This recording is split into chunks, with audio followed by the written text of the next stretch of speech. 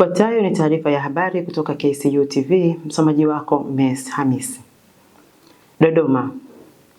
Waziri wa Fedha Mheshimiwa Balozi Hamis Musa Omari ameipongeza Taasisi ya Utafiti wa Mifugo Tanzania yani TALIRI kwa mafanikio makubwa katika uzalishaji wa mbegu za malisho, akieleza kuwa hatua hiyo ni muhimu katika kuimarisha sekta ya mifugo na kupunguza migogoro kati ya wafugaji na watumiaji wengine wa ardhi.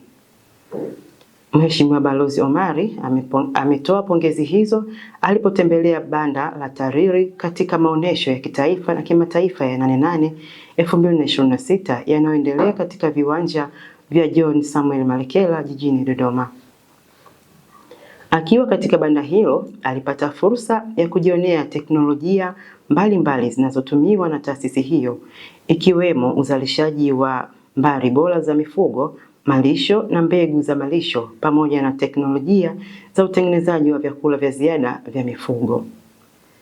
Aidha, waziri huyo ameitaka TALIRI kuendelea kufanya tafiti na kubuni teknolojia zitakazoongeza tija na uzalishaji kipato cha wafugaji nchini.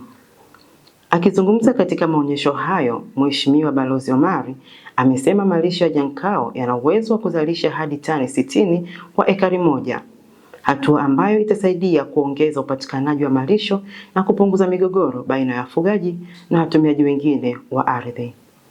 Kwa upande wake, mkurugenzi mkuu wa TALIRI Profesa Eric Komba amesema taasisi hiyo inaendelea kutekeleza mpango wa kuwawezesha wadau mbalimbali kuzalisha mbegu za malisho, huku TALIRI ikiendelea kuwa mzalishaji wa mbegu mama ili kuhakikisha ubora wa mbegu kuendelea kuzingatiwa. Profesa Komba ameongeza kuwa TALIRI imewekeza katika teknolojia mbalimbali za uzalishaji wa mifugo, ikiwemo kupanua maeneo ya uzalishaji wa malisho, kuongeza uzalishaji wa mbegu za malisho na kuzalisha idadi kubwa ya mifugo bora kwa ajili ya kusambazwa kwa wafugaji nchini. Kwa ujumla mpaka sasa hivi tunatembelea maonesho haya ya 33 ya 88, na kwa upande wa huu mifugo na uvuvi tumeanzia kwenye taasisi mbili za utafiti ambao kuna kazi kubwa sana inafanywa, lakini upande hasa wa mifugo tumepita kwenye taasisi yetu pale ya utafiti, lakini tumekuja kuangalia baadhi ya mifugo vile vile kwenye upande wa ng'ombe, upande wa kuku na malisho yao, na kwenye malisho kuna mafanikio makubwa ambayo yanaonekana. Tumekuja na mbegu mpya, mfano huu wa majani haya ya Junkao ambayo asili yake ni China na ambayo tumeambiwa hapa uzalishaji wake unaweza ukazalisha mpaka tani 60 za majani ya malisho haya aina hii katika ekari moja tu, na hii yanatosheleza kulisha wanyama mpaka 30. Kwa hiyo ni mafanikio makubwa na inaweza ikaja ikawa ni suluhu kubwa ya tatizo tulilonalo. Lilikuwa tatizo la baina ya wafugaji na wakulima, kwa sababu wafugaji hawakuwa na ardhi ya kutosha kutafuta malisho. Kwa hiyo huu ni sasa hivi ndio inaleta suluhu kwa ajili ya kwa tatizo hili. Kuna mafanikio makubwa, lakini sio tu uzalishaji wa majani yenyewe na namna ya kuhifadhi yale malisho yenyewe. Pale umetuonesha mtambo mdogo ambao anatumia kwa ajili ya kutengeneza hay, majani yale ambayo yamekausha, malisho ambayo yamekaushwa, lakini na silage yale ambayo yamevumbikwa na ambayo hutumika, yanaweza kuhifadhiwa mpaka miaka 3 yakatumika. Kwa hiyo nimeridhika na kile ambacho tumekiona hapa. Katika ziara yake, Mheshimiwa Waziri wa Fedha kwanza ameweza kuipongeza taasisi kwa kuzalisha teknolojia bora ambazo zina lengo za kumkwamua mfugaji, lakini pia kuleta tija katika ufugaji. Kama taasisi tuna mikakati yetu ya kuongeza uzalishaji wa teknolojia ambazo tunazizalisha kwa sasa, na katika kufanikisha hilo, kwanza kwa upande wa malisho tumeongeza kiasi cha ardhi ambacho tunakilima, lakini kwa upande wa mifugo tumeongeza kiasi cha uzalishaji wa mifugo bora ambayo mwisho wa siku tutaisambaza kwa wafugaji. Lakini katika upande wa malisho pia kama taasisi tuna mradi ambao tunawawezesha wadau ambao tumewachagua, tumeona wana sifa, waweze pia kusaidia katika uzalishaji wa mbegu kwa ajili ya kusambaza kwa wadau wengine ambao wanahitaji mbegu hizo kwa ajili ya uzalishaji kwa wingi na kulisha mifugo yao. Katika hili kama taasisi tutabakia kama wazalishaji wa mbegu mama ili kudhibiti ubora, lakini hao wadau wengine ambao tunawaandaa kuwasimamia, lakini pia tutakuwa tukiwatembelea mara kwa mara kuhakiki ubora, basi wao watazalisha mbegu kwa ajili ya kusambaza kwa wadau kwa wingi zaidi. Kama taasisi pekee yetu hatuwezi kulifikia soko lote, kwa hiyo njia bora ni kuwatumia wadau ambao tumewaamini, lakini pia tutakuwa tukiwafuatilia kuhakikisha kuwa wanazalisha mbegu zenye viwango vinavyohitajika. Songwe. Waziri wa mambo ya ndani ya nchi Patrobas Katambi amezindua ujenzi wa jengo la ghorofa moja lenye vyumba 10 vya madarasa ya shule ya msingi Makambini iliyojengwa kwa mapato ya ndani. Mradi huo wenye gharama ya shilingi bilioni 1, ambapo mradi huo unatarajiwa kukamilika Agosti 26 na utachangia kuondoa changamoto ya msongamano wa wanafunzi katika darasa moja, ambapo hapo awali darasa moja lilikuwa linakaliwa na wanafunzi 120.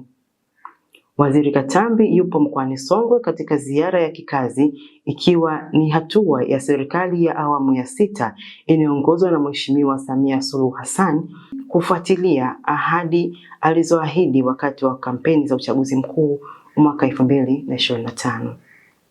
Hakuna serikali ambayo inaingia madarakani isiangalie ustawi wa wananchi, ingawa zipo serikali ambazo hazijali ustawi wa wananchi.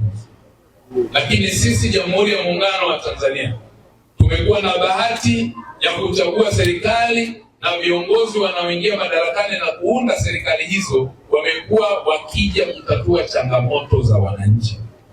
Moja ya kielelezo cha wazi na cha ushuhuda unaoonekana katika eneo letu hili la hapa, eneo letu la nini hapa Makambini, tunaona kielelezo cha jengo kubwa zuri lenye thamani ya shilingi bilioni 1.1 zinatokana na makusanyo ya fedha za wananchi kwenye kodi. Leo tunapata gorofa, watoto wetu wakasome gorofani. Pigie makofi. Makofi mengine kwa Dr. Samia Suluhu Hassan. Makofi mengine kwa viongozi wetu, mkuu wa mkoa, madiwani, DC wetu na mheshimiwa mbunge. Makofi kwake. Haiwezi na tuwezi tukapata kitu kama hiki kama hatuna ushirikiano. Ushirikiano wetu, umoja wetu na mshikamano wetu ndio msingi mkuu na siri ya maendeleo ambayo tunaweza kuyapata. Rais wetu ana upendo wa ajabu. Hebu jifikirie, tulikuwa tunahangaika hela ya ada. Uongo kweli? Uongo kweli? Usomeshe, uzae mtoto, uanze kusomesha. Ilikuwa inafika sehemu anasema naishia watoto 2 kwa sababu ya gharama za nini? Za kuwasomesha. Uongo kweli? Lakini sasa hivi anakuambia wewe mtoto zaa, kazi ya kusomesha mpe Mama Samia. Makofi kwa Mama Samia. Na hata wanafunzi wetu wamekaa kwa furaha na amani, kwa sababu ipo serikali inayokerwa na changamoto za wananchi, ipo serikali inayotatua matatizo ya wananchi, ipo serikali iliyo karibu na wananchi. La mwisho, niendelee ndugu zangu wanamomba, na hasa hapa katika halmashauri ya Tunduma. Hapa tuna kesi nyingi za ulawiti. Uongo kweli? Hizi kesi, wahalifu ni ndugu zetu. Hakuna mhalifu anayetoka mbali na sisi. Kama sio ndugu yako, shangazi, mjomba au mtoto wa kaka yako, ni jirani yako. Kama sio jirani yako, basi ni mtu ambaye amekuja, ni mgeni. Tunawajua wahalifu wenye tabia na ulafi wa namna hiyo, tunawajua. Tuwaripoti kwenye vyombo vya usalama. Jeshi la polisi litaendelea kuchukua hatua, na namwagiza RPC wetu tunaye hapa ahakikishe kesi za aina hii za ulawiti zipelekwe haraka, upelelezi ufanyike haraka, wafikishwe mahakamani na wakapate wanachostahili. Sawa sawa ndugu zangu. Na naambiwa hapa kuna mila potofu ya kwamba ukilawiti mtoto ndio upate mali. Hakuna mali za hivyo, utaishia jela. Nani amewaambia ukilawiti unapata mali? Wala wameambia zile mila potofu kipindi kile, albino si mkono albino unaukata eti upate mali, uwe mbunge, wanasiasa. Ingekuwa hivyo wote tungekuwa wabunge. Uongo kweli? Haya, huyo mganga anayekudanganya kalete mkono wa huku, nenda kalawiti mtoto. Mbona wewe hapaka hajamlawiti? Kama yeye, kwani yeye mganga huyo hataki mali? Mambo potofu, mila potofu hizi zinatuathiri. Hapa Tunduma nikaambiwa mlianza mchezo mbaya wa kusema eti akishikwa bega nyeti inapotelea wapi? Si ndio hapa yatokea haya? Sema kwa dhibiti. Ndio. Yalitokea, ilikuwa ni mila potofu na uongo na uzushi. Hata hii ya kulawiti ni uongo na uzushi, hauendi popote, mwisho wa siku utaishia jela.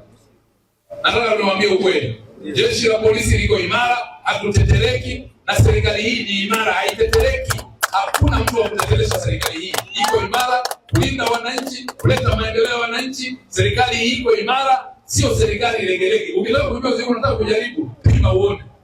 Mwenye akili anapima serikali hata ukienda kwenye mto huo wanapima kwa mti. Wewe ingiza mguu uone utakwenda na maji. Kwa hiyo serikali hii ni imara, ni serikali halali iliyochaguliwa na wananchi. Asikudanganye mtu anasema rais hatumtambui. Wewe ulikuwepo kwenye uchaguzi. Mkuu wa mkoa wa Songwe Jabir Makame amezitaka halmashauri za mikoa ya Nyanda ya Juu Kusini kuanzisha vituo bora vya kilimo na mifugo katika kila tarafa. Amesema vituo hivyo vitatumika mwaka mzima kutoa elimu kwa wakulima, wafugaji na wavuvi kuhusu mbinu bora za kuongeza tija katika sekta hizo. RC Makame ameyasema hayo alipotembelea maonesho ya 88 Kanda ya Juu Kusini Mbeya, ambapo amesema uwepo wa vituo hivyo utawezesha wananchi wengi zaidi kupata elimu ya kilimo na mifugo, hata wale wasioweza kwenda kwenye maonyesho ya kanda. Kwenye kila halmashauri tukawa na vituo vya ubora vya kilimo. Manake tunamaanisha vituo vya ubora kwenye kilimo mazao, vituo vya ubora kwenye ufugaji, vituo vya ubora kwenye eneo la uvuvi kwa maana ya ufugaji wa samaki. Kile ambacho tumekionyesha hapa, tunakuwa na vituo vyetu kule, tunaweza tukaamua kuviweka kwenye ngazi ya tarafa. Tunakuwa na kituo cha ubora kwenye ngazi ya tarafa pale, au kituo cha mafunzo ya kilimo, kwa sababu kanda yetu hii sisi ni kubwa sana. Tuna mikoa mingapi? 7, si ndio? Tuna mikoa 7. Tunaamini sio wakulima wote wanakuja kujifunza hapa kwa sababu ya umbali. Kwa hiyo tafsiri yake manake ni lazima tukibebe hiki ambacho tunakionyesha hapa, tuende tukakiweke kwa vitendo kule tunakotekeleza kwenye ngazi halmashauri. Na kwenye hilo tulianza kushauri tangu mwaka jana, na mwaka huu nirudie tena kwenye upande wa halmashauri, kwenye halmashauri zetu za Songwe lakini na halmashauri zingine, kutengeneza vile vituo vile vya ubora. Najua halmashauri zetu mmetenga budget, kwenye kila halmashauri mlikuwa mnatenga budget kwa ajili ya kwanza kulitekeleza hili, lakini sio vibaya tukalifanya kama ni la Nyanda za Juu Kusini kwenye kila halmashauri, sababu hapa tumeona changamoto zingine. Kuna mazao mengine tunashindwa kuja kuyaonesha hapa kwa sababu ya hali ya hewa, lakini kule yanawezekana. Basi kwenye kituo pale cha ubora, yale mazao yanayopatikana kwenye ukanda wenu yawekeni pale katika ubora ule unaotakiwa. Mkulima akija pale anasema kumbe nikilima vizuri mahindi ndio yanakuwa hivi, kumbe nikilima vizuri nikisimamia vizuri parachichi ndio inakuwa hivi, kumbe nikisimamia vizuri kahawa ndio inakuwa hivi. Anakuja kujifunza kwenye kituo cha ubora ambacho tumekianzisha sisi halmashauri. Lakini hali kadhalika kwenye ufugaji, wale ng'ombe ambao tumewaona hapa wanakuwepo kule kwenye halmashauri zetu kupitia kwenye kituo chetu cha ubora. Shughuli zile za uhimilishaji ambazo tumeziona hapa kwenye kituo chetu cha ubora tunazifanya, lakini wafugaji wanajifunza pale kwa vitendo. Mashamba yale ya malisho kwenye kituo chetu cha ubora tunakuwa na plots pale mbalimbali ambazo tunaonesha malisho ambayo ya aina tofauti, kwamba unaweza ukalima malisho haya, unaweza ukalima malisho haya, unaweza ukalima malisho haya. Haya yanapatikana sehemu fulani kwa gharama fulani, lakini ukiyatunza yanakuwa hivi. Mfugaji anajifunza pale kwa vitendo namna ya kufuga kwa ubora unaotakiwa, wawe ng'ombe, wawe mbuzi, samaki. Kunakuwa na mabwawa ya samaki pale ambao yametunzwa lakini yameandaliwa kwa ubora unaotakiwa. Lakini hali kadhalika pembejeo zingine ambazo zinahitajika pia, mnaweza mkawa pale na duka lenu la pembejeo linapatikana hapo kwa kila kitu, kwa sababu tunasema ni kituo cha ubora. Kila kitu kinapatikana kwenye hicho kituo husika. Lakini bila kusahau sasa na zile zana zile ambazo Wizara ya Kilimo imeamua kuzileta kwenye ngazi ya halmashauri, kwa sababu serikali imeamua kutoa zana za kilimo, wanazisambaza kwenye halmashauri. Na kwenye mkoa wetu wa Songwe ziko zana ambazo baadhi ya halmashauri ambazo wamezipata hizo zana. Naamini kwenye halmashauri zingine kwenye Nyanda za Juu Kusini tayari wamepata hizo zana za kilimo ambazo zimetolewa na serikali. Hizo zana zinakuwepo pale kwenye kituo cha ubora. Kwa hiyo kunakuwa na kituo ambacho zile zana za kukodishwa kwa wakulima kwa gharama nafuu zinapatikana, lakini wanaohitaji kujifunza kilimo bora cha mazao tofauti kwenye halmashauri husika wanajifunza pale. Ufugaji bora wa mifugo aina tofauti wanajifunza kwenye kituo cha ubora. Uzalishaji wa malisho tunaonesha pale. Na kwenye vituo hivyo vya ubora kipindi hiki cha maonesho ya 8-8, wakati sisi wengine tupo huko kwenye maonesho ya kanda, kule chini ya uratibu kule kwenye ngazi ya halmashauri, chini ya uratibu wa maafisa kilimo wetu, maafisa mifugo, maafisa uvuvi, maonesho yanaendelea kule kwenye ngazi ya tarafa. Wakulima wanaenda kutembelea pale, wanaenda kuendelea kujifunza pale. Wakati wengine wapo wanaweza kufika huku wanakuja, lakini wale ambao hawezi kufika, angalau kwenye ngazi ya tarafa pale wanaenda kujifunza kwenye level hiyo ya tarafa. Kwa hiyo mimi naamini kwenye maonesho yanayokuja mwakani, jambo hili tutaliona kwa kiwango kikubwa sana, hususan kwenye mkoa wetu wa Songwe. Yaani kwenye mkoa wa Songwe mwakani hili jambo mimi nataka tulione kwa vitendo. Dar es Salaam. Mkuu wa Jeshi la Magereza CGP Jeremia Katungu amesema jeshi hilo limeendesha programu mbalimbali za elimu na mafunzo ya ufundi kwa wafungwa ili kuwawezesha kupata ujuzi utakaowasaidia kujitegemea mara baada ya kumaliza vifungo vyao. CGP Katungu amesema wafungwa hupatiwa mafunzo ya stadi za kazi kupitia Chuo cha Ufundi Mbeya, ikiwemo useremala, umeme na fani nyingine mbalimbali. Pia kupitia ushirikiano na Chuo cha Uhasibu Arusha, wafungwa hupata mafunzo ya ujasiriamali na biashara ili kuwawezesha kuanzisha shughuli halali za kujipatia kipato baada ya kurejea katika jamii. Tunazo programu mbalimbali ambazo tumekuwa tukizitoa kwa ajili ya kuhakikisha kwamba hawa wanafunzi wetu wafungwa wanapata ujuzi, wanapata elimu, wanapata maarifa ambayo wanakwenda kuyatumia nje watapomaliza vifungo vyao. Ukienda pale Mbeya tuna chuo cha ufundi. Kwa kawaida tunawapeleka wafungwa pale kwa ajili ya kwenda kusoma kozi za stadi za kazi. Tunafundisha shughuli za useremala, tunafundisha shughuli za uhashi, fundi umeme na fani nyingine. Na wakimaliza yale mafunzo wanaendelea kutumia ujuzi ule wakiwa ndani ya magereza wakati wanatumikia kifungo. Lakini baadaye wakitoka ule ujuzi wanaenda kutumia nje. Lakini pia ukienda pale Arusha tumeingia makubaliano na Chuo cha Uhasibu Arusha. Tunatoa mafunzo ya ujasiriamali na stadi za biashara. Na tunashirikiana na wenzetu wa Chuo cha Uhasibu Arusha. Baada ya kumaliza yale mafunzo wanapatiwa vyeti ambavyo vinatolewa na Chuo cha Uhasibu Arusha. Lengo ni lile kwamba ule ujuzi waliopata au elimu waliopata waende kaitumie wakimaliza vifungo vyao. Lakini wafungwa tumekuwa tukiwahusisha kwenye shughuli mbalimbali za uzalishaji. Naam. Unapomhusisha kwenye shughuli ya uzalishaji, la kwanza anazalisha, lakini pia anajifunza. Kwa mfano, kuna shughuli za kilimo, shughuli za viwanda vidogo vidogo, lakini pia kuna shughuli za ufugaji na shughuli nyinginezo. Kwa hiyo programu zote hizo lengo lake ni kwamba pamoja na kwamba wanazalisha pengine, lakini pia wanapata ujuzi ambao kimsingi wanaenda kuutumia pindi watakapomaliza vifungo vyao. Ifuatayo ni habari za kimataifa. Aliyekuwa naibu rais wa Kenya Rigathi Gachagua ameendelea kuikosoa serikali ya nchi hiyo kuhusu mpango wa dira ya taifa ya mwaka 2060. Akisisitiza kuwa serikali inapaswa kwanza kushughulikia changamoto zinazowakabili wananchi kabla ya kuandaa na kutekeleza mipango ya maendeleo ya muda mrefu. Gachagua amesema mafanikio ya dira yoyote ya maendeleo yanategemea uwezo wa serikali kutatua matatizo ya msingi yanayoigusa maisha ya wananchi, ikiwemo gharama za maisha, huduma za kijamii na fursa za kiuchumi. Ameeleza kuwa ni muhimu serikali kuelekeza nguvu katika kuboresha ustawi wa wananchi kwa kushughulikia changamoto zilizopo kwa sasa kabla ya kuwasilisha mikakati ya maendeleo ya muda mrefu. Kauli hiyo imeendelea kuzua mjadala nchini Kenya, huku wadau mbalimbali wakitoa maoni tofauti kuhusu mwelekeo wa serikali katika utekelezaji wa dira ya taifa ya mwaka 2060. Tumeona huyu rais ameenda pale kulete Vision 2060. Sisi watu ya Kenya hatutaki vision, tunataka vitendo. Mambo ya ndoto hatutaki. Mtu akitaka kuota ataota kwake, si ndio? Sisi tunataka vitendo. Mambo ya carrots, mambo ya barabara ya kupeleka vyakula sokoni, hakuna kitu imetimizwa.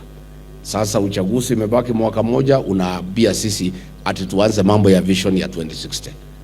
Na hiyo maneno hatuwezi kubali. Gachagua aidha amefichua madai ya mpango wa serikali kupendekeza marekebisho ya sheria na kuwapa wabunge mamlaka ya kumchagua rais badala ya ilivyo kwa sasa ambapo rais huchaguliwa na wananchi wote. Na tumeona Attorney General kwa hii kikao, rais amesema ati kila mtu asungumuse mambo ya 2060. Ati Attorney General anapanga ati zile sheria zinataka kurekebishwa. Tuko na habari ati wanataka kupendekeza vile William Ruto ameona kura hii ya presidential hawezi pita, ati wabadilishe katiba, ati walete parliamentary system, na ndio Aden Duale anasema ndio wanunue wabunge vile walinunua, anifukuse ofisi aendelee.